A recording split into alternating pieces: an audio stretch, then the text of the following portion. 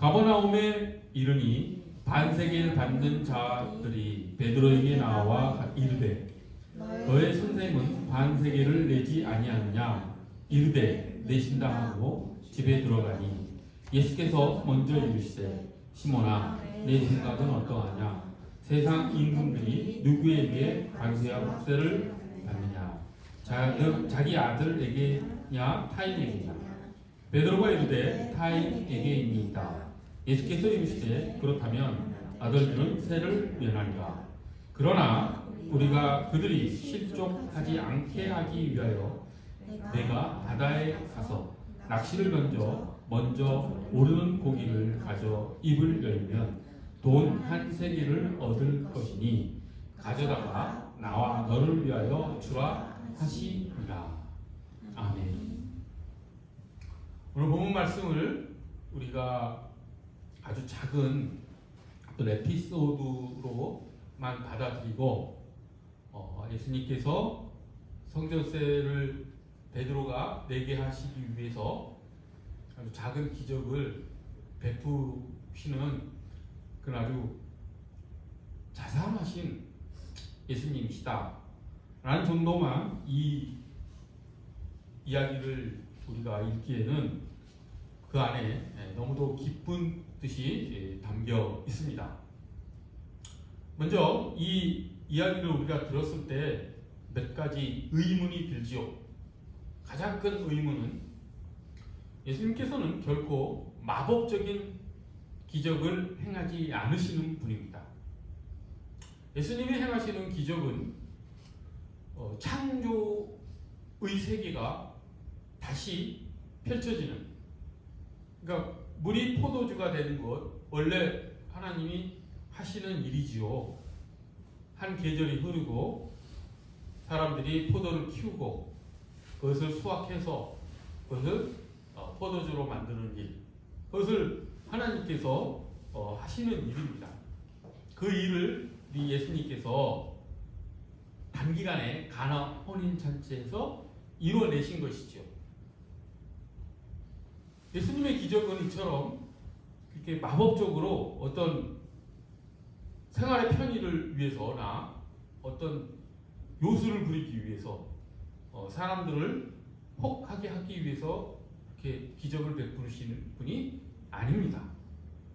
근데 오늘 예수님께서 베푸신 이 기적은 좀 마술적인 요소가 있지 않을까라고 하는 좀 생각이 들지요.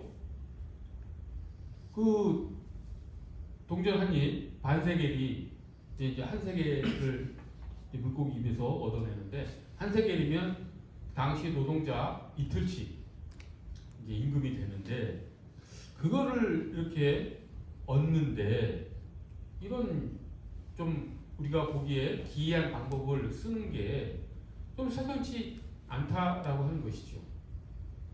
그 단순히 예수님께서 베드로와 예수님 자신의 그 성전세를 편하게 내기 위해서 이런 기적을 베푸신 것은 아닐 것이라는 그런 생각이 우리에게 들지요.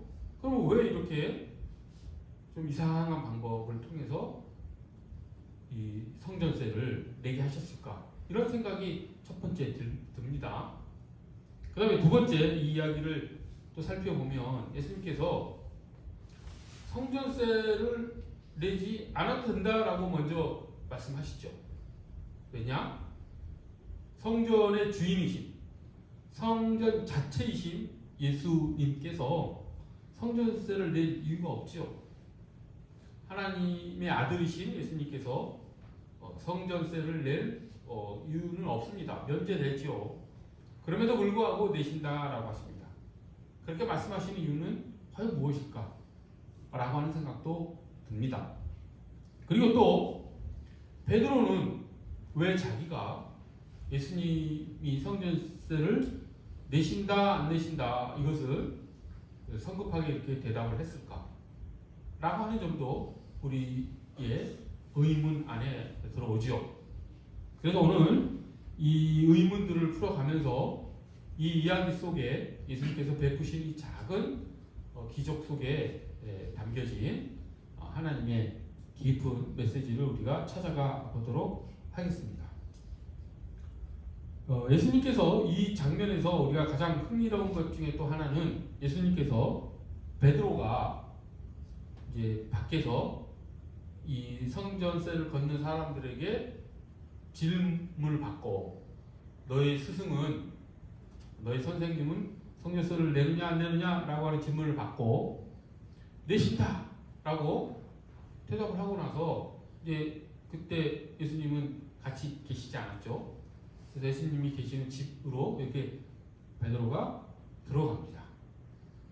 그때 장면도 한번 상상해 보십시오. 어떻습니까? 그때 베드로의 마음은 어떤 생각이 들었을까요? 자기가 예수님이 어떤 대답을 하실 줄을 자기가 판단해서 자기가 대답하는 것이죠. 근데 그렇게 자기가 대답한 것을 예수님께 어떻게 말씀드리나, 자기가 잘한 것일까 못할 것일까, 칭찬을 받을까 책만 받을까, 이런 생각도 할 수 있었겠죠. 그리고 이제 그 이야기를 당연히 예수님께 이제 상의를 드리겠죠. 예수님, 제가 길에서 성전세 걷는 사람을 만났는데 그들이 주님께서 성전세를 내시느냐 안 내시느냐 물어봐서 저는 내신다라고 대답했습니다. 이렇게 예수님에게 그 이야기를 하겠죠, 베드로가. 그런데 뜻밖의 예수님께서 어떻게 하십니까? 먼저 물어보시죠. 베드로야, 세상의 왕들은 세금을 자기 아들에게 걷느냐 아니면 다른 사람들에게 걷느냐, 이렇게 물어보십니다. 예수님께서 정확하게 베드로가 지금 어떤 일을 하고 있는가에 대한 대답을 해 주시기 위해서 이렇게 지금 질문하신 거라는 것 우리가 잘 알 수 있습니다. 베드로도 깜짝 놀랐겠지요. 그래서 베드로는 이제 그 대답에 솔직하게 대답합니다. 상식적으로 대답하죠. 세상의 왕들이 세금을 자기 아들에게 걷지 않지요. 왕자가 세금을 내는 경우는 없습니다. 그러니까 당연히 베드로는 주님의 그 물음에 다른 사람들이, 타인이 세금을 냅니다, 이렇게 대답을 하죠. 그러자 예수님께서 하나님의 아들들은 성전세가 면제다, 이렇게 말씀하십니다. 예수님만 성전세를 면제받는 것이 아니라 아들들이라고 하셨죠. 그러니까 제자들도 포함하는, 예수님과 함께하는 예수님으로 인해서 하나님께 입양된 다른 제자들도 다 그런 성전세가 면제된다, 이렇게 대답하시죠.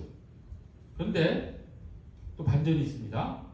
하지만 그들을 실족하게 하지 않기 위해서 성전세를 낸다라고 말씀하십니다. 그럼 왜 이 성전세를 안 내도 되는데 낸다고 하셨을까? 이런 질문을 또 해볼 수 있습니다.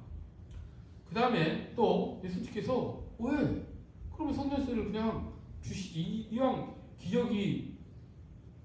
기적을 베푸시려면 그냥 예수님 주머니 속에서 동전을 꺼내서 그 동전을 만드셔서 베드로한테 주면서 성전세를 내라, 이렇게 하셔도 되는데 굳이 바닷가로 가서 낚시를 해서 세금을 내라고 하시는 또 이유는 무엇일까? 이런 여러 가지 생각들이 듭니다.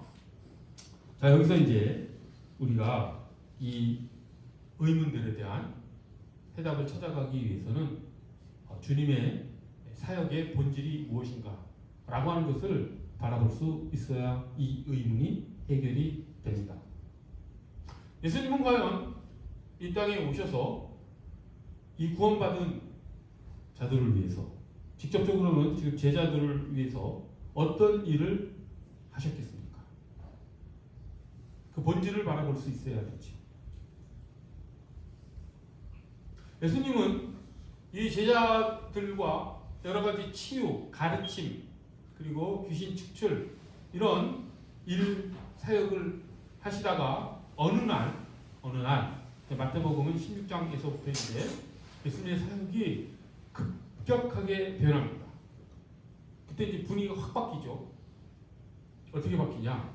예수님께서 그때부터 순환 예고를 하십니다. 순환 예고가 무엇입니까? 예수님께서 대제사장들과 장로들에게 잡혀 죽고 사흘 만에 부활할 것이다 라는 그 얘기를 하시죠. 그런 순환 예고를 쭉 하시는 과정 속에서 베드로랑 계속해서 부딪히죠. 그런 일은 있을 수 없습니다 라고 베드로가 나서고, 예수님은 사탄이라고까지 베드로에게 말을 하면서 네가 사람의 일을 생각한다, 하나님 일을 생각하지 아니하고, 여기 책망을 받죠.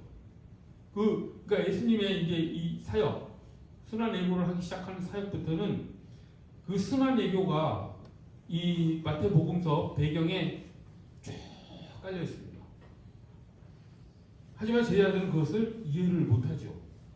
그래서 그 순환 예고를 배경으로 하는 그 분위기 속에서 제자들이 툭툭툭 튀어나옵니다. 어떤 것이 튀어나옵니까?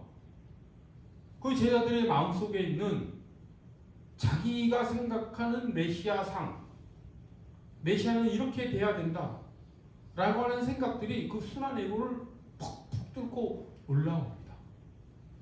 대표적인 게 오늘 다음 18장에 바로 나타나죠.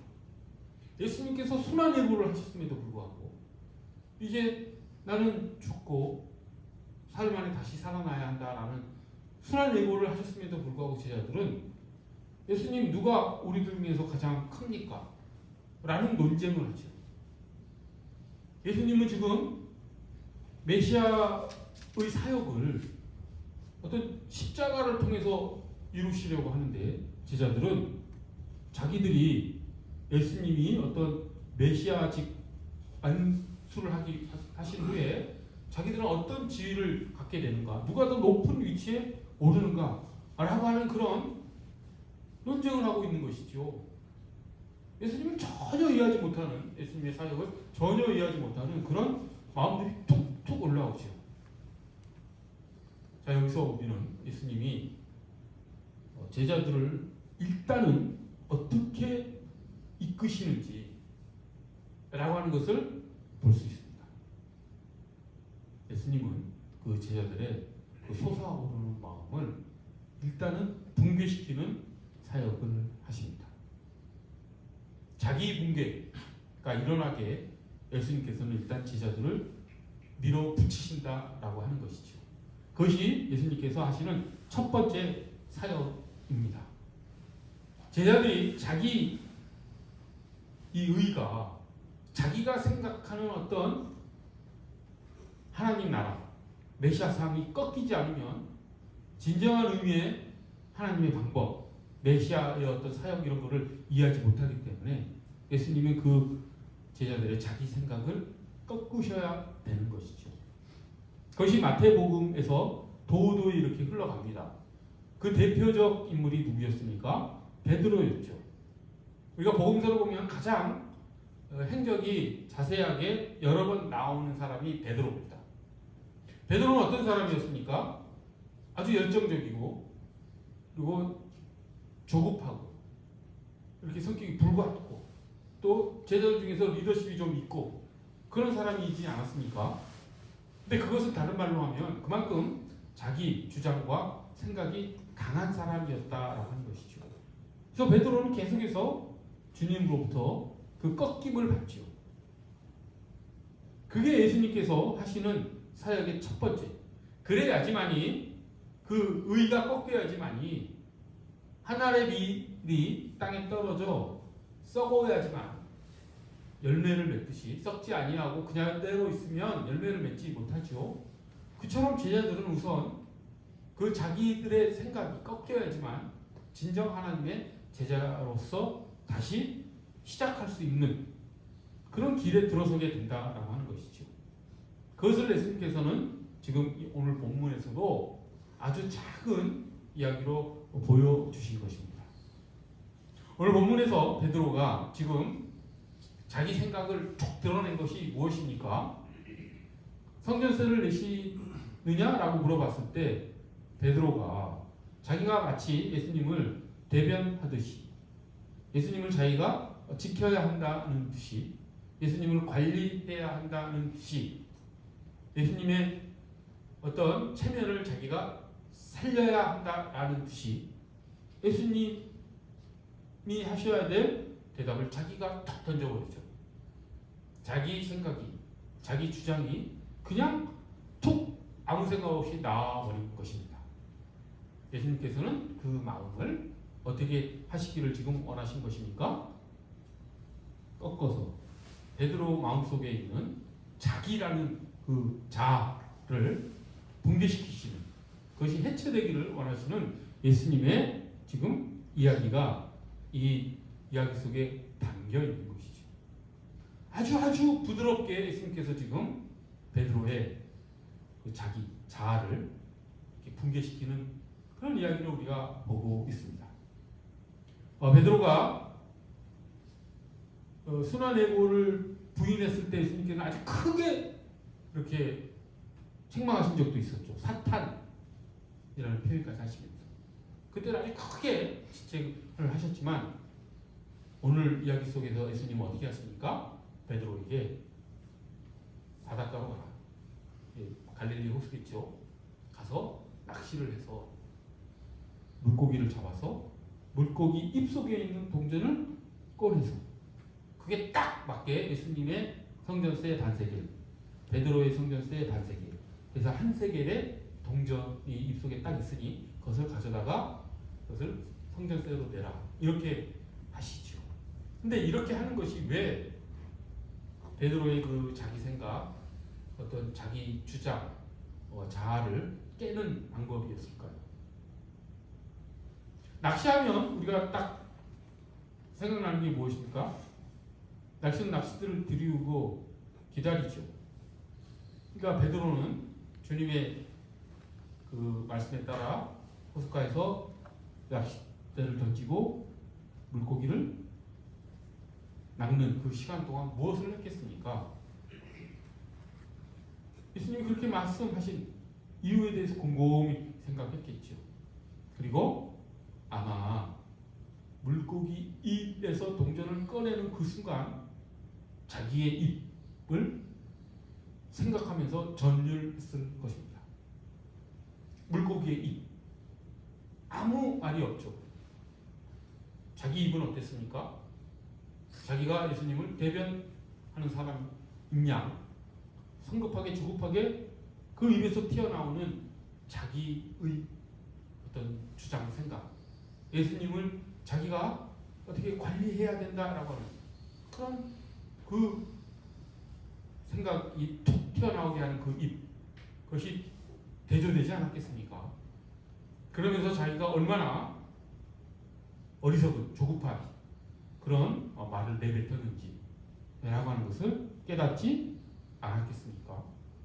예수님 그것을 예상하시고 시간을 들여서 베드로가 천천히 자기 생각, 자기 주장, 그리고 성전세를 걷는 사람들에게 했던 그 말들을 되새기도록 하나님께서는 인도하신 것이죠. 예수님은 이번에는 베드로의 자기를 아주 부드럽게, 아주 세련된 방식으로 꺾으시는 그런 사역을 하신 것이라고 하는 것을 우리가 볼 수 있습니다. 예수님은 이렇게 사역의 중심에 우리가 가지고 있는 자기 주장, 자기 생각을 일단은 붕괴시키는 사역을 하십니다. 그것이 가장 극적으로 드러나는 사건이 성경에서 무엇입니까? 자기가 그냥 어떤 극적인 사건에서 갑자기 팍 꺾여버리는 사건 하면 생각나는 사건이 무엇입니까? 사도행전에 기록되어 있죠. 사울이 바울이 되는 사건. 사도행전에는 그 사울이 바울이 되는 사건이 3번 기록됩니다. 누가가 기록하는 게 하나 있고, 두 번째, 세 번째는 사도 바울이 예루살렘에서 자기 사역을 변호하면서 한 번 또 그 얘기를 하고, 또 어떤 왕 앞에서 아그리파 왕인가 그럴 겁니다. 그 왕 앞에서 또 자기 사역을 얘기하면서 이 다메섹 도상에서의 예수님이 자기에게 나타나 자기가 보지도 못하고 말하지도 못하는 그런 충격적인 예수님의 어떤 압도적인 그런 예수님과의 만남을 얘기하죠. 그때 예수님께서 바울에게 하신 얘기가 있습니다. 어떻게 예수님께서 얘기하시냐면 사울아 사울아 내가 어찌하여 나를 박해하느냐 가시체를 빗발질하기가 내게 고생이니라 이렇게 말씀하십니다. 이게 무슨 말씀입니까? 바울은 예수님이 가시체를 들고 사울을 쫓아오시는데 바울은 어떻게 했다는 뜻입니까? 그것을 가시체를 빗발질로 거부했다는 뜻이죠. 그런데 가시체를 자기가 발로 차봤자 자기만 더 아프겠지요. 하지만 예수님은 가시체를 계속해서 들고 사울을 쫓아오신 것이죠. 그리고 다메섹 도상에서 극적으로 바울은 이제 자기가 꺾입니다. 그리스도인들을 그렇게 박해하고 핍박했던 사울이 이제 예수님의 제자로서 예수님의 증인으로서 사역으로 돌아서는 아주 극적인 장면이죠. 바울이 그렇게 예수님을 박해하는 사람에서 예수님의 사역을 이어가는 사람으로 바뀐 가장 결정적인 계기는 다메섹 도상이죠. 그럼 다메섹 도상에서 일어난 일의 본질은 무엇입니까? 과거의 사울이 붕괴된 것이죠. 사울이 생각했던 생각들이 다 해체되어 버리는 것이죠. 거기에 예수님께서는 다시 사울을 창조하시고 빚으시고 새로운 피조물로 만드셔서 사울이 바울에게 그리스도를 핍박하는 자에서 그리스도를 증언하는 자로 바꾸신 것이죠. 이것은 가장 극적으로 자기 붕괴가 일어나 새로운 존재로 넘어가는 것을 성경에서 증언하고 있는 장면입니다. 근데 오늘 장면은 어떤 장면입니까? 아주 부드러운, 우리가 그냥 이 이야기를 빠르게 별 생각 없이 읽어가다 보면 주님께서 지금 베드로에게 왜 낚시를 시키시고 왜 물고기 입속에 있는 동전을 통해서 성전세를 내게 하셨는지 그거 그냥 별 생각 없이 넘어가 버릴 수 있습니다. 그냥 예수님께서는 이런 기적도 행할 수 있는 분이구나 라고 생각하고 이 이야기를 넘어가 버릴 수가 있죠. 하지만 이 이야기의 가장 중요한 점 중에 하나는 예수님께서는 지금 베드로를 다스리고 계신다라는 것이죠. 베드로가 가지고 있는 자기를 붕괴시키는 그 일을 하고 계신다는 것이죠. 그것이 사복음서에 쭉 기록되어 있습니다. 베드로는 얼마나 자기 생각으로 툭툭 던지는 사람이었습니까? 너희 중에 나를 배반한 자가 있을 것이다. 주님, 저는 절대 그러지 않을 것입니다. 너는 닭이 오기 전에 3번 나를 부인할 것이다. 저는 절대 그러지 않을 것입니다. 그렇게 자기 주장이 강했던 베드로 또 꺾이지 않습니까? 그렇게 베드로는 예수님에 의해서 자기 붕괴의 과정이 계속해서 일어나는 그런 제자 양육의 과정을 겪지요. 그 사건들 중에 하나가 오늘 본문이라고 하는 것입니다. 이렇게 예수님께서 하시는 이 사역이 제자들에게만 하시는 것이 아니라 또 누구에게도 하시겠습니까? 우리에게도 하신다는 것이죠. 오늘 우리는 예수님께서 한 영혼의 자기 생각을 붕괴시키는 현장을 우리가 봤습니다. 정말 놀랍게 그 사건이 일어났죠. 우리 교회에 한 찬양 인도자가 있었습니다. 그 찬양 인도자는 손가락 부상으로 그 찬양 인도를 하지 못하고 오랫동안 찬양 인도 자리에 서지 못했지요. 그런데 오늘 찬양을 준비하는 과정에 갑자기 키보드가 소리가 멈춥니다. 아무 소리가 나지 않습니다. 그러자 회중석에 앉아있던 그 찬양 인도자가 기타를 들고 앞으로 나오지요. 이게 무슨 하나님의 뜻이겠습니까? 이름을 얘기하면 안 되죠. 그 찬양 인도자는 지금까지 자기가 생각했던 나는 손가락이 아파서 이제 찬양 인도 안 할 거야 라고 하는 그 자기 생각을 예수님께서 꺾으신 것 아닐까요? 그 찬양 인도가 생각했던 자기에 대한 생각을 붕괴시킨 것 아니겠습니까? 이렇게 하나님께서는 우리의 일상 가운데 찾아오셔서 우리가 생각하는 나의 자아를 해치하기를 원하십니다. 그렇게 우리를 밀어붙이신다라고 하는 것이죠. 신앙이란 다름이 아니라 그렇게 압도적으로 불가항력적으로 예수님께서 우리에게 부어주시는 그 은혜에 우리가 반응하는 것이라 할 수 있습니다. 그렇게 하나님의 불가항력적 은혜에 우리가 항복하지 않으면 우리는 예수님의 제자로서 새로운 출발을 하기 어렵습니다.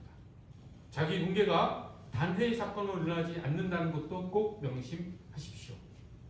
우리가 예수님을 다시 만나는 그날까지 그것은 계속될 것입니다. 자기 붕괴는 단회적인 사건이 아니고 사도 바울과 같이 극적으로 일어날 수도 있지만 지속적으로 우리의 삶 가운데 일어날 수도 있습니다. 예수님께서 또 마태복음 16장에서 이렇게 말씀하셨죠. 자기를 부인하고 자기 십자가를 지고 예수님을 따를 것이다. 이렇게 얘기하시죠. 예수님을 따르려면 자기를 부인해야 된다라는 요지 있죠. 근데 자기 부인이라는 말이 어떤 의미냐면 자기 부인을 우리가 가볍게 생각하면 이것이 자기를 절제하고 자기가 어떤 도덕적 삶을 살기 위해서 결단하고 또 자기 감정을 조절해서 화를 덜 안 내고 뭐 하는 거 엄란한 마음이 올라오면은 그것을 절제하고 하는 그런 것으로 생각하기 쉽습니다. 그렇죠. 자기 부인이 그런 측면이 있죠. 근데 자기 부인은 그보다 더 깊습니다. 부인하다라는 원어 이제 이거는 신약 성경이기 때문에 헬라어이겠지요. 그 부인하다는 단어를 찾아 들어가 보면 관계를 끊다라는 뜻이 있습니다. 즉 예수님께서 자기 부인하는 건 무슨 뜻입니까? 자아의 관계를 끊으라는 소리입니다. 자기와의 관계를 끊으라는 소리죠. 이게 자기 붕괴이죠. 그게 주체의 해체입니다. 하나님 이 아래 땅에 떨어져 죽어야 되는 것을 예수님께서는 자기 부인의 단어를 사용해서 우리에게 말씀하신 것이죠. 우리가 절제함으로 우리가 예수님께 나아가고자 하는 우리의 결단, 우리의 헌신 이런 것들 실패합니다. 여러분 많이 경험해 보지 않았습니까? 우리의 힘으로, 우리의 노력으로, 우리의 능력으로 하나님께 나아가고자 하는 그 마음들 실패하죠. 그 길에 들어설 수 있는 일, 결단하고 헌신하는 길로 들어갈 수 있는 길은 이 자기 붕괴가 일어나야 된다라고 하는 것입니다. 그것도 지속적으로. 항상 자기가 올라오려고 할 때마다 그것을 붕괴시키시는 주님의 은혜 속으로 우리가 들어가야 된다라고 하는 것이죠. 그것이 자기 부인의 의미입니다. 예수께서 오늘 사건을 통해서 그것을 우리에게 보여주신 것이라고 할 수 있습니다. 이게 극적인 방법으로만이 아니라 아주 부드러운 방법으로도 일상에서도 예수님께서는 우리가 자기 부인의 길을 갈 수 있도록 우리를 인도하신다라고 하는 것이지요. 그렇게 예수님 앞에 자기를 해체시켜서 예수님의 뜻을 발견해 나아가는 우리 모두가 되기를 간절히 소원합니다. 좀 더 이것을 아주 좀 깊게 얘기하면 한때 지금도 그렇지만 유행했던 단어 중에 하나가 내려놓음이라는 단어가 있죠. 아주 은혜로운 말인 것 같은데 이 말에도 함정이 있습니다. 내려놓는 주체가 누굽니까? 나이죠. 내가 내려놓는 게 아닙니다. 내가 자아를 붕괴시키는 것은 내 주체를 해체시키는 것은 내가 하는 게 아닙니다. 예수님께서 압도적으로 우리를 밀어붙여서 우리가 그것에 항복하는 것이 자기 부인의 길입니다. 사도 바울이 다메섹 도상에서 자기가 예수님을 따르겠습니다라고 나섰습니까? 그러지 않았죠. 예수님이 바울을 꺾어버리셨죠. 거기에서부터 바울이 다시 태어났죠. 내가 무엇을 해서 나를 죽이고 주님의 길을 간다. 잘못된 길입니다. 그렇게 자기 붕괴에 일어나지 않습니다. 자기 붕괴는 압도적인, 불가항력적인 하나님의 은혜에 우리가 항복할 때 일어나죠. 그러니까 우리의 신앙은 그 은혜, 불가항력적으로 다가오는 그 은혜를 바라볼 수 있어야 된다고 하는 것이죠. 오늘 부디 이 키보드가 갑자기 먹통이 된 사건을 통해서 하나님께서 그 찬양 인도자에게 압도적으로 부어주시는, 불가항력적으로 그 찬양 인도자에게 덮어오는 하나님의 은혜 가운데 우리 모두가 다 항복으로, 자기 붕괴로 반응하는 우리가 되기를 원합니다. 그것이 우리가 주님의 길을 따를 수 있는 길이라고 하는 것. 그때에서야 비로소 우리의 결단과 우리의 헌신이 자기 자리를 잡을 수 있습니다. 이것이 오늘 예수님께서 베드로에게 아주 부드럽게 보여주신 사역의 본질입니다. 그럼 이제 마지막으로 이 에피소드에서 예수님께서 성전세를 왜 하셨다라고 하면서 다시 내신다라고 하셨냐, 그것은 이런 것입니다. 예수님은 원래 성전세를 안 내셔도 되는데 굳이 내신다라고 하는 것은 성육신의 작은 모습이라고 볼 수 있습니다.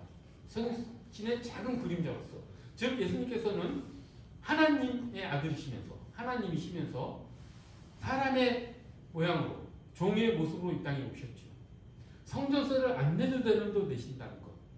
하나님이시면서 인간의 질서 안에, 인간의 법칙 속으로 들어오셔서 인간을 구원하시는 하나님의 방법이 성전세를 면제받으신 분임에도 불구하고 성전세를 내신다라고 하는 이 말씀 속에 담겨 있다라고 하는 것이지요. 스스로 하늘의 미랄이 되셔서 땅에 떨어져 썩어가는 그 과정을 본인이 담당하시겠다라고 하는 그 선언을 지금 하신 것이라고, 아주 작게 보여주실 거라고 할 수 있습니다. 안 내도 되는 성전세를 내신다. 지키지 않아도 되는, 인간을 오히려 인간의 질서를 만드시는 분이 인간의 질서 속으로 들어오시는 그 모습을 우리가 예수님께서 성전세를 내시는 모습 속에서 볼 수 있다라고 하는 것이죠. 예수님도 이렇게 자기를 부인하신 것이죠. 하나님의 아들로서의 정체성은 내려놓으시고 자기 부인의 길을 가셨죠. 십자가가 그 길이지 않습니까? 우리도 그 길 가기를 원합니다. 기도하겠습니다. 거룩하고 자비로우신 하나님 아버지, 하나님께서 우리를 추적하시고 우리를 포위하시고 우리를 압도하셔서 우리가 생각하고 있었던 그 의로움, 우리의 주장을 하나님께서 꺾으시기를 원하시고, 하나님 그 압도적인 은혜 앞에 저희가 항복하며 나아갈 수 있도록 저희를 이끌어 주시옵소서. 불가항력적인 하나님의 압도적인 은혜에 저희가 끌려가는 그런 삶으로 살아갈 수 있도록 저희를 이끌어 주시옵소서. 그때 비로소 저희의 결단이, 저희의 헌신이 제자를 찾는 길인 것을 저희가 알고 나아갈 수 있도록 저희를 붙들어 주시옵소서. 감사드리며 예수 그리스도의 이름 받들어 기도드립니다.